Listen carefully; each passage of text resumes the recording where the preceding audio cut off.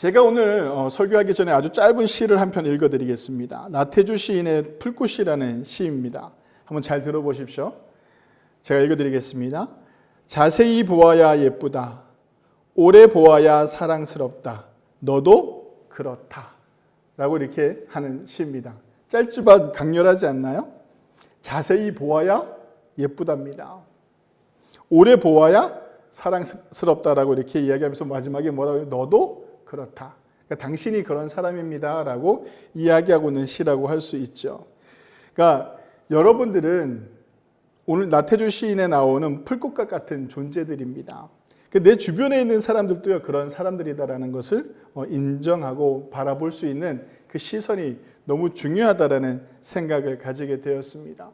성도 여러분, 사순절 기간 동안 여러분들은 어떤 마음으로 주변 사람들을 바라보고 있습니까? 하나님께서 독생자 아들까지 희생시키면서 이렇게 아집이 강하고 하나님을 부인하는 이 땅의 사람들에게 왜 이렇게 구원을 하셨을까? 왜 이렇게 우리를 구원하시기 위해서 애쓰셨을까? 라고 한다면요, 딱 하나밖에 없습니다. 너무나도 사랑스러우니까. 잠깐 보면 아유 저거 이렇게 생각하는데 이게 지켜보면 또 사랑스러우니까. 자식이 그렇지 않나요? 자식이 그래요. 막 나를 화나게 하는데 그래도 오래 생각하고 지켜보면 또 내 새끼니까 또 어때요? 사랑스럽잖아요. 하나님께서요, 우리를 바라보는 눈도 그렇다라는 겁니다. 시중에 오늘 풀꽃이라는 시를 보면서 하나님의 마음을 조금 제가 이해하기 시작했습니다. 참 못난 인간인데 자세히 보니 예쁜 구석이 보이고 오래 보니 사랑스럽고 그 예쁘고 사랑스러운 것을 그냥 둘 수가 없었던 하나님. 그 하나님께서요, 독생자까지 이 땅에 보내주셔서 우리를 구원하시고자 했던 그 마음이 어디서부터 출발했을까? 하나님이 만드시고 하나님이 지으시고 하나님이 생기를 불어넣은 인간이 미운 행동을 해도 오래 보면 아름답고 오래 보면 사랑스러운 그 인간을 위해서 이렇게 헌신하신 하나님을 사순절 기간 다시 한번 묵상하시는 저와 여러분들이 되시기를 바랍니다. 성도 여러분, 여러분들은요, 하나님께서 예뻐하시고 사랑하시는 존재들이다라는 것을요, 꼭 믿으시기 바랍니다. 오늘 본문 바울은요, 또한 하나님 안에서 하나님과 같은 마음으로 에베소 교회 성도들을 위한 기도를 드리는 내용이 바로 에베소서 3장 14절에서부터 21절 말씀이라고 할 수 있죠. 또 제가 여러분들을 위해서 기도할 때요, 항상 성경을 펴놓고 기도하는 곳이 어디냐면 바로 여기입니다. 에베소서 3장 14절에서부터 21절을 펼쳐놓고요, 우리 성도님들을 이름을 하나하나 부르면서 이 말씀을 읽습니다. 바울 서신을 쭉 읽다 보면요, 한결같이 타인을 위한 기도로 시작합니다. 우리가 본 이 본문 또한 타인을 위한 기도입니다. 자기를 위한 기도가 아니라 타인을 위한 기도로 시작을 하죠. 타인을 위한 기도로 마무리하는 것이 바울 서신의 특징이라고 할 수 있습니다. 바울 서신을 우리가 쭉 읽다 보면요, 자신의 것이 아닌 다른 이를 위해 기도하는 삶을 살았던 사람이 바울이다라는 것을 우리는 좀 볼 수가 있습니다. 오늘 우리가 여기서 이야기하고자 하는 것은 무엇이냐면, 오늘 설교 말씀 제목처럼 타인을 위한 기도라는 제목으로 함께 말씀을 나누고자 합니다. 타인을 위한 기도를요, 교회에서는 중보기도 또는 도고기도라고 이렇게 표현을 합니다. 이게 또 말이 많았어요. 중보기도라고 말은 표현하면 안 된다, 막 이렇게 얘기를 했어요. 왜냐하면 중보기도는 주님께서 하나님과 인간을 연결하기 위해서 중간에서 인간을 하나님께로 온전한 구원의 길에 이르기 위해서 하셨던 기도를 중보기도라 하는 것이고, 그래서 그 중보기도는 주님이 하신 기도를 중보기도다라고 이렇게 표현을 하면서 인간이 하는 기도가 아니라 예수님께서 하신 기도가 중보기도다라고 이렇게 설명하면서 중보기도라는 단어를 쓰지 않는 교회들도 있습니다. 그래서 어떤 단어를 쓰냐? 중보기도 대신 도고기도라는 단어를 쓰기도 합니다. 도고기도 좀 처음 들어보고 좀 어려운 단어 아닌가요? 이게 어디서 근거하고 있냐면 로마서 8장 26절에 이렇게 거기를 빗대어서 나온 기도라고 할 수 있는데요. 제가 읽어드리겠습니다. 이와 같이 성령도 우리의 연약함을 도우시나니 우리가 마땅히 빌 바를 알지 못하나 오직 성령이 말할 수 없는 탄식으로 우리를 위하여 친히 간구하시느니라 할 때 여기 간구가 도고라는 단어를 사용합니다. 그래서 여기서 우리가 이제 중보기도라는 말을 쓰지 말고 도고기도라는 말을 씁시다라고 얘기하는 사람들도 있습니다. 근데 결론은 여기도 누가 기도하는 겁니까? 우리가 기도할 바를 알지 못하는데 성령님께서. 뭐 성령님께서 기도하시나 주님께서 우리를 위해서 기도하시나 그 본을 따라 우리가 기도를 한다라고 이렇게 말씀을 드릴 수가 있습니다. 그러니까 중보기도라는 말을 쓰든 도고기도라는 말을 쓰든 타인을 위한 기도라고 이야기를 하든 그것은 의미는 똑같다라는 겁니다. 내가 누군가를 위해 기도한다라는 것, 성령도 우리를 위해 기도하시고 주님도 우리를 위해 기도하셨다라면 나도 누군가를 위해서 기도할 수 있는 자세, 그것이 그리스도인의 모습이라고 할 수가 있죠. 중보기도든 고도기도든요, 우리가 알아야 할 것은요, 주님과 성령님은 항상 타인을 위해 기도하시기를 바라신다라는 겁니다. 하나님의 나라와 의를 세워나가는 일은요, 타인을 위한 기도가 넘쳐날 때 세워지는 줄을 우리는 믿어야 합니다. 바울이요, 타인을 위한 기도를 우리는 깊이 들여다볼 필요성이 있는데, 그러면 목사님 우리가 타인을 위해서 어떻게 기도하면 됩니까? 라고 한다면 오늘 에베소서 3장 14절에서 21절 말씀을 묵상하면 됩니다. 그대로 따라하면 돼요. 거기에 내가 사랑하는 사람들의 이름을 넣고요, 내가 기도할지 모른다면 이름을 넣고 기도하면 되는 것이죠. 그래서 여기서 우리가 좀 살펴보면 딱 세 가지로 살펴볼 수가 있습니다. 타인을 위해서 어떻게 기도해야 됩니까? 내 주변에 있는 사람들을 위해서 어떻게 기도해야 됩니까? 라고 한다면 우리가 이렇게 얘기하죠. 우리가 기도 제목을 좀 주세요라고 하면 기도 제목이 되게 많잖아요. 내 자식이 잘 되고 내 사업이 잘 되고 내 건강이 좋아지고 막 이런 기도 제목들이 많잖아요. 그것 또한 함께 기도해 주는 것도 당연히 좋은 일이죠. 근데 먼저 우리가 한 사람 한 사람을 생각하고 내 주변에 있는 사람들을 생각하면서 기도할 때 어떻게 기도해야 됩니까? 라고 한다면 제일 먼저 그 사람을 볼 수 있어야 돼요. 그 사람을 위해서 기도할 수 있어야 되는 거야. 그 사람의 환경에 있어져야 될, 환경에서 이루어져야 되는 것들을 먼저 기도해 주는 게 아니라 뭐 그 사람이 사업이 잘 되게, 뭐 그 사람이 뭐가 잘 되게, 그 사람이 원하고 있는 것들이 다 이루어지게끔 하기 위해서 기도하기보다는 먼저 우리가 뭘 기도해야 된다고요? 그 사람을 위해서 기도할 수 있어야 돼요. 내가 내 남편을 위해서 기도한다면 내 남편이 잘 되고 건강하고 막 이런 것을 먼저 기도하는 것이 아니라 그 사람 자체를 위해서 기도할 수 있어야 되는데, 그럼 그걸 어떻게 기도할 수 있습니까? 라고 한다면 오늘 우리가 본 본문이라고 할 수 있죠. 이게 바울이요, 타인을 위한 기도에서 출발점이 무엇이었냐면 오늘 본문에 보면 속사람이 강건하여지기를 원한다는 거예요. 그러니까 너희의 속사람을 위해서 기도하는 거야. 나의 속사람. 바울은요, 타인을 위한 기도를 하면서 속사람을 위해 기도하는 모습을 보여줍니다. 이 속사람이라는 단어는요, 신약 성경 전체에 어디에도 나타나지 않고 가장 많이 나타나는 데가 어디냐면 바울이 쓴 바울서신에만 등장하는 특징이 있습니다. 속사람이라는 것은요, 결론은 마음을 강조하는 것입니다. 마음. 속사람은 인간의 내적 본질을 구성하는 부분이고 이 내적인 변화는 성령님이 우리 안에 거하시면서 우리의 인간의 전인격적인 변화를 주도하는 곳이라는 것이 속사람인 거죠. 마음인 거예요. 마음. 우리가 누군가를 위해서 기도할 때 저 사람의 마음이 강건하여지기를 먼저 기도하는 것이죠. 성도 여러분, 마음이 흔들리고 마음이 강하지 않으면요, 사랑과 믿음으로 교회를 세워나가기가 너무나도 어렵습니다. 마음이 무너지면요, 모든 것이 무너집니다. 그러니까 마음 먹기에 달렸다고 하잖아요. 그렇죠? 우리가 마음 먹기에 달렸다고 이렇게 하는데 전 세계 우리나라에만 있는 유일한 병이 하나 있습니다. 이 마음에 관한 병인데 무슨 병인 줄 아십니까? 화병입니다. 화병. 근데 이건 의사들이 고칠 수도 없대요. 그 화병. 마음속의 분노, 울분을 억지르고 억제해서 생기는 통증, 피로, 불면증 등 다양한 병층을 통칭하는 병으로 화병이라고 합니다. 막 머리가 아프고 몸이 으실으실하고 음식도 안 넘어가고, 근데 병원에 가서 검사하면 변명이 안 나와요. 근데 병이 있죠. 화병이라고 합니다. 화병. 이 화병을 가진 사람들의 특징이 있어요. 특징. 우리 옛날부터 어르신들이 화병을 앓게 되면 어떻게 됩니까? 제가 고등학교 때 저희 친할머니께서 돌아가셨는데요. 우리 친할머니는 제가 어렸을 때서부터 돌아가실 때까지 항상 어떤 옷을 입으셨냐면 항상 하얀 한복을 꼭 입으셨어요. 집에 있을 때나 밖에 나갈 때나 그 한복을 꼭 입고 다니셨어요. 그래서 이제 머리도 허여시면 80이 넘으셔서 머리가 허여시면 온 몸이 그냥 다 허여신 할머니셨어요. 근데 우리 할머니께서 일본어도 잘하시고 한글도 잘하셨어요. 옛날 사람인데 이렇게 일본어도 잘 쓰고 좀 그러셨죠. 좀 지식인에 좀 속했어요. 근데 우리 할머니께서 우리 집에서 같이 살면서 우리가 마음에 안 들거나 아버지가 마음에 안 들거나 우리 어머니가 마음에 안 들면 어떻게 하시는 줄 아세요? 우리 할머니가 화났다라는 것을 알 수 있는 방법이 있었어요. 방문 열고 들어가면 머리에 하얀 띠를 두르고 누워 있는 거예요. 아, 그러면 할머니가 화가 나 있구나.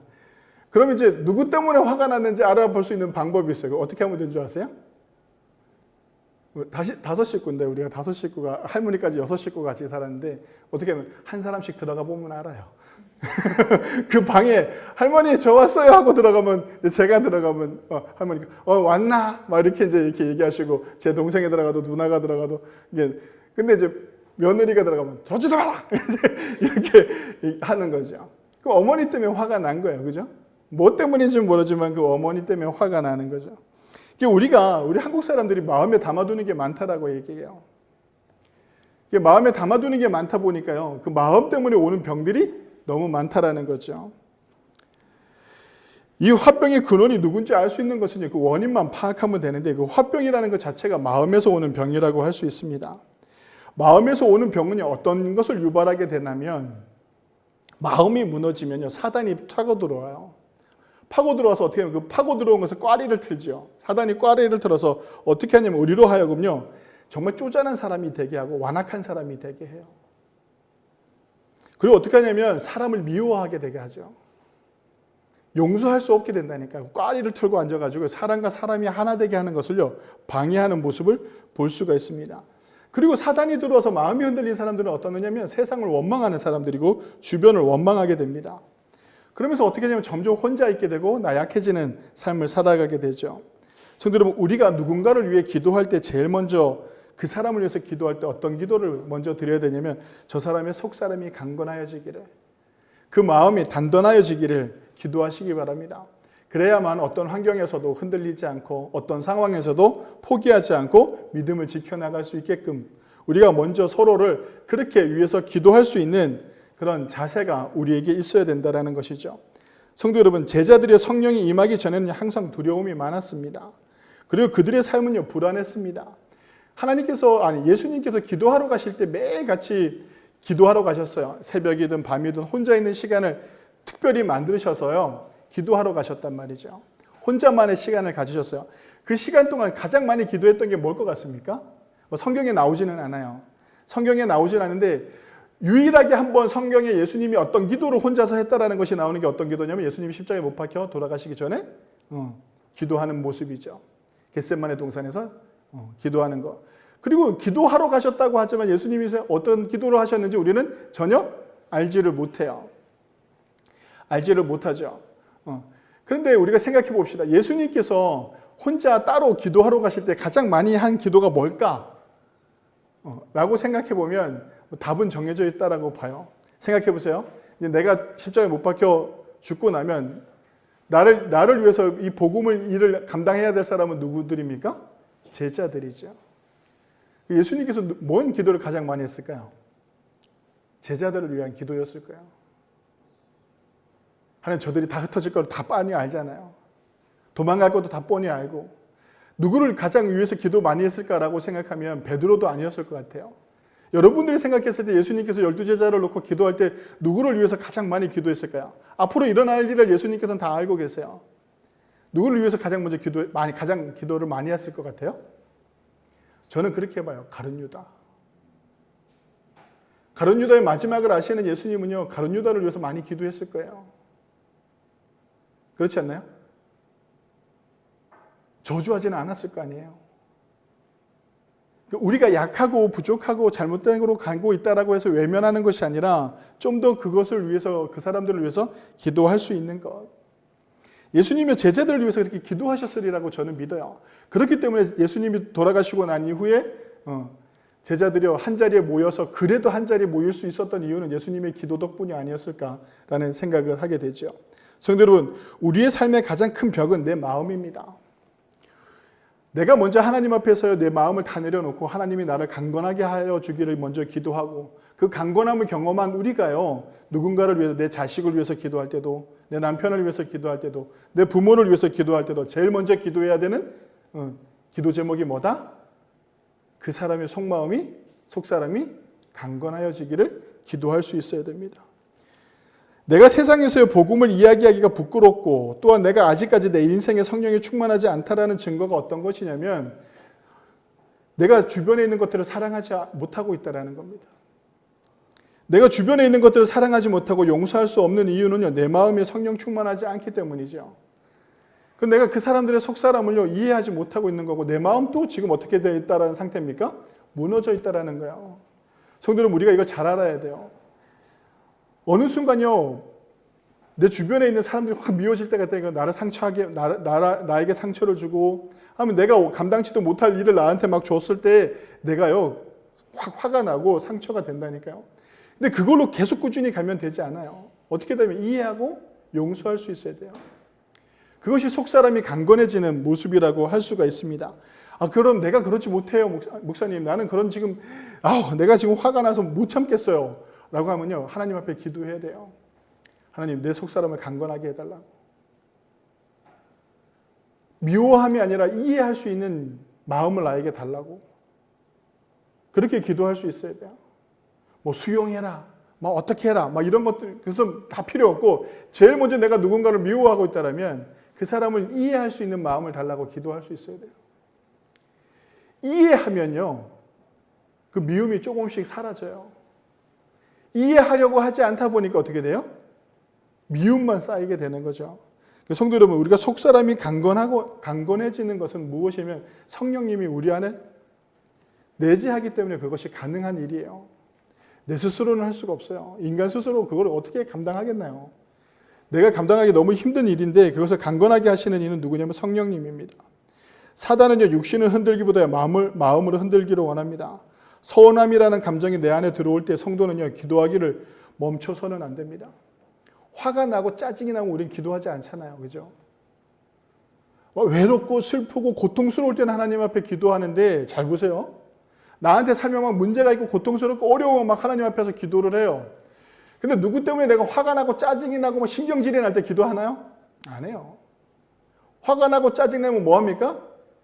교회도 박차고 나가는데 뭘 기도하겠어요. 그러니까 우리가 화가 나고 짜증난다는 것은 마음을 다스리지 못하고 있는 거예요. 저도 목회자인 저도 마음을 다스리지 못해요. 욱할 때가 있죠. 확 소리 지를 때도 있고요. 신경질 낼 때도 있어요. 그렇지 않겠나요? 그러고 난 이후에 우리가 어떻게 해야 되느냐면 다시 하나님께로 와야 돼요. 하나님께로 돌아와서 이 마음을 내려놓을 수 있어야 되는 거죠. 그래야만 내가 화를 낸 상대에 대해서요, 이해하게 돼요. 미워하지 않게 된다니까요. 성도 여러분, 미워하지 않는 것이 중요해요.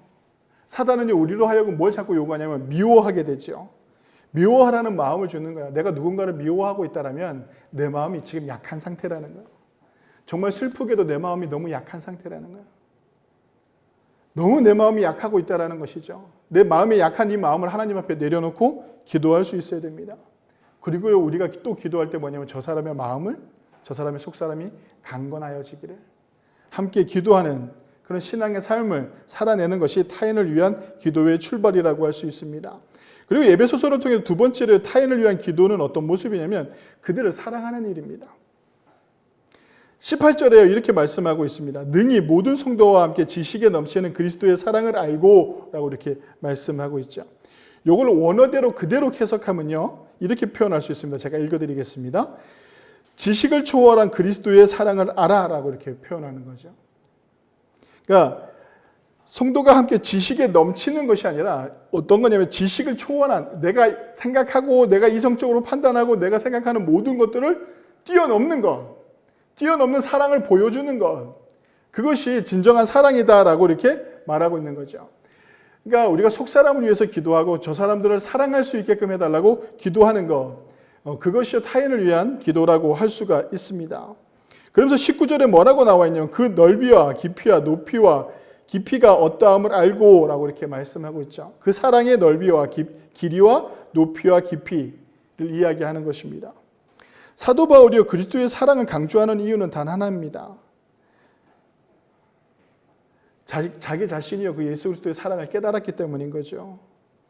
그 사랑을 삶 속에서 보여주고 싶고 내가 보여주고 살아가야 된다고 생각하는 이유이기도 합니다.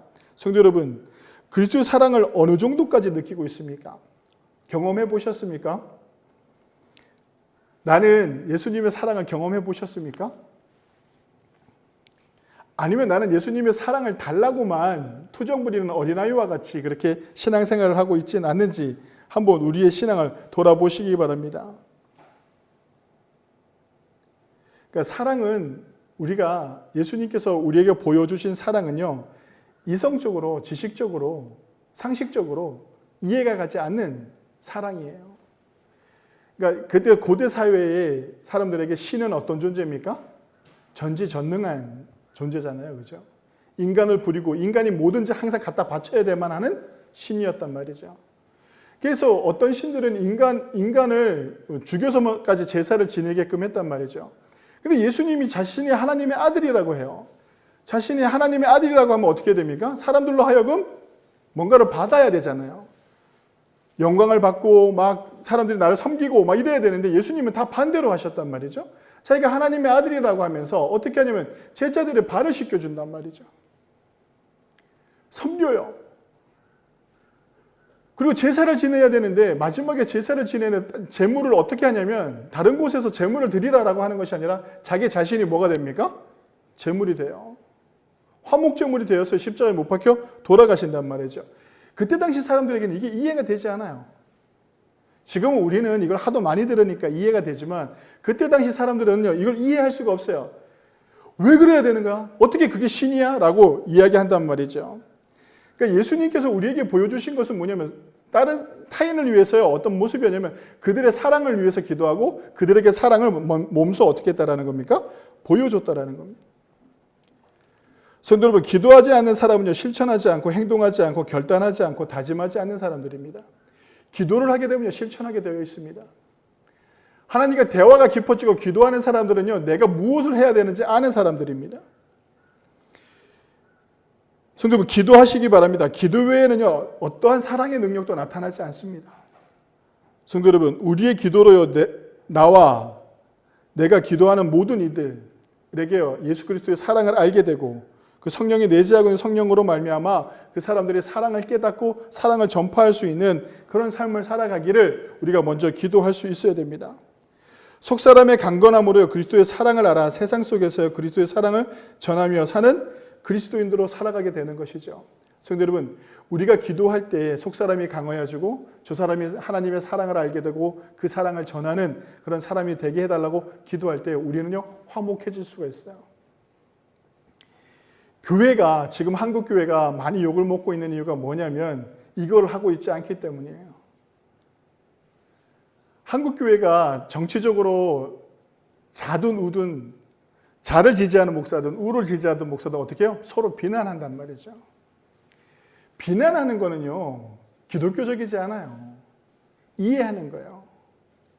어떻게 하면 이해할 수 있을까?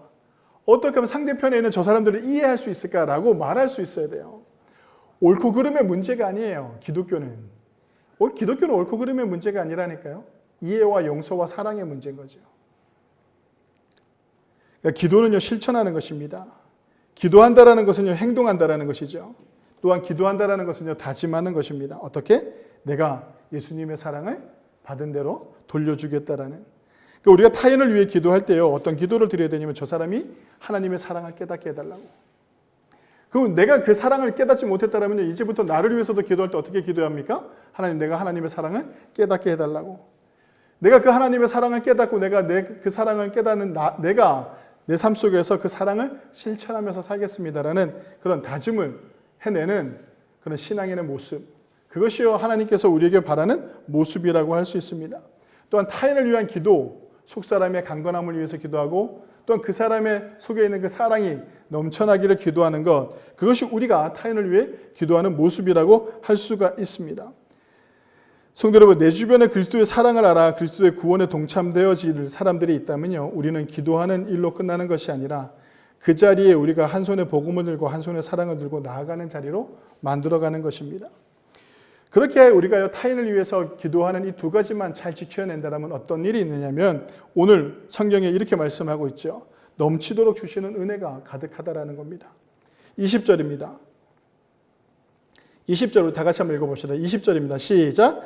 우리 가운데 역사하시는 능력대로 우리가 구하거나 생각하는 모든 것에 더 넘치도록 능히 하실 이에게 라고 이렇게 말씀하고 있죠. 그러니까 성도 여러분, 우리가 구하거나 생각하는 모든 것에 어떻게 하신다고요? 더 넘치도록 주신다라고 이렇게 말씀하고 있습니다.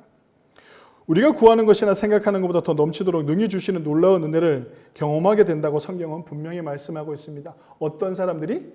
타인을 위해 기도하는 사람들이. 내가 누군가를 위해 기도하는 사람들이. 자, 오늘 하루 딱 다짐 하나만 하면 됩니다. 내 주변에 정말 미운 사람이 있나요? 그 사람을 위해서 먼저 한번 기도해 보시기 바랍니다. 힘들어요? 꼴도 보기 싫은데 이름도 부르기 싫은데 어떻게 내가 그걸 하겠냐. 그걸 이겨내는 거야. 그걸 이겨내는 것이 성숙되어지는 사람이에요. 그러니까 그리스도인이라는 것을 넘어서서 우리가 성숙된 인간, 존경할 만한 인간, 존경할 만한 사람, 성숙된 사람은 어떤 사람이냐면 미워하는 사람을 내가 품을 수 있는 사람들이 성숙된 사람들이라고 할 수가 있습니다.